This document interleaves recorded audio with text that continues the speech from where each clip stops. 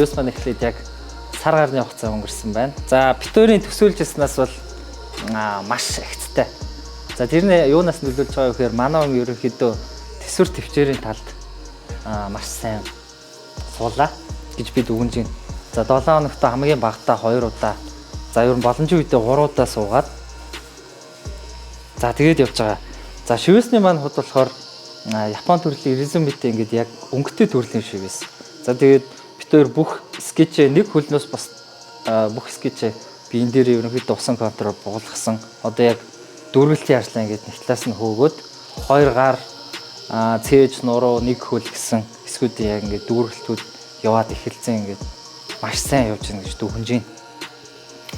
За дараагийн бичлэгээрээ ингээд та бүхэндээ бас явцуудаа ингээд танилцуулаад явах болно. Тэгээд дараагийн бичлэгээр уулзцгаая.